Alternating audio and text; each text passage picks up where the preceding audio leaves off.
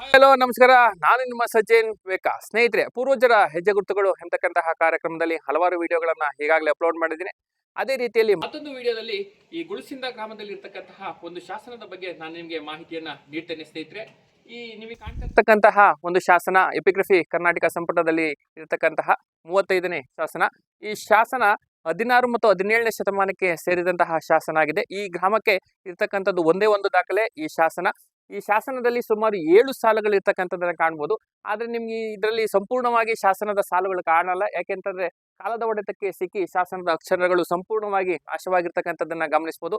ನಿಮ್ಗೆ ಕಾಣ್ಲಿ ಅಂತ ಒಂದು 2 ಸಾಲುಗಳನ್ನ ಈಗ ಅದನ್ನ ತೋರಿಸ್ತಕ್ಕಂತಹ ಪ್ರಯತ್ನವನ್ನ ಮಾಡ್ತೇನೆ ಸ್ನೇಹಿತರೆ. ಅಕ್ಷರದಲ್ಲಿ ಆಮೇಲೆ ಇದನ್ನು ಮೇಲರಿಸ್ತಾರೆ, ಅಕ್ಷರದೊಳಗೆ ಮಾತ್ರ ಕೂತಿರುತ್ತೆ. ಹಾ, ಸಾಕು, ಒಂದೆರಡು ನೋಡಿ ಹೆಂಗ್ ಕಾಣ್ತಾ ನೋಡಿ ಅಕ್ಷರಗಳು ಈಗ ಒಂದಂತೆ. ಸ್ನೇಹಿತರೆ, ಶಾಸನದ 7 ಸಾಲುಗಳು ಇರ್ತಕ್ಕಂಥದ್ದನ್ನ ಗಮನಿಸಬಹುದು. ನಿಮ್ಗೆ ಕಾಣ್ಲಿ ಅಂತಕ್ಕಂತಹ ಕಾರಣದಿಂದ ಈ ಪ್ರಯತ್ನವನ್ನ ಮಾಡಲಾಗಿದೆ. ಈ ಶಾಸನದ 7 ಸಾಲುಗಳು ಸಂಪೂರ್ಣವಾಗಿ ಒಂದು 50% ಸಂಪೂರ್ಣವಾಗಿ ನಾಶವಾಗಿದೆ. ಶಾಸನದ ಪ್ರಾರಂಭವು ದೇವರ ಸ್ತುತಿಯೊಂದಿಗೆ ಪ್ರಾರಂಭ ಆಗ್ತಕ್ಕಂಥದ್ದು ಕಾಣಬಹುದು. ಶ್ರೀ ಗಣಾಧಿಪತಿಯೇ ನಮಃ ಎಂಬತಕ್ಕಂತಹ ಪ್ರಾರಂಭದ ಸಾಲುಗಳನ್ನ ಇಲ್ಲಿ ನಾವು ಗಮನಿಸಬಹುದು.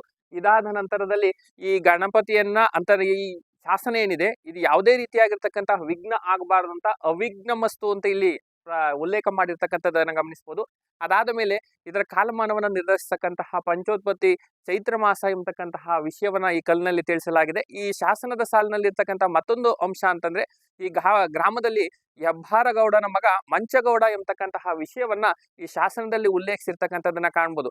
ಅದನ್ನ ಬಿಟ್ರೆ ಹೆಚ್ಚಿನ ವಿಚಾರಗಳು ನಮಗೆ ಈ ಗ್ರಾಮದ ಬಗ್ಗೆ ನಮಗೆ ಹೆಚ್ಚಿನ ಮಾಹಿತಿಯನ್ನ ತಿಳಿಯೋದಕ್ಕೆ ಸಾಧ್ಯ ಇಲ್ಲ.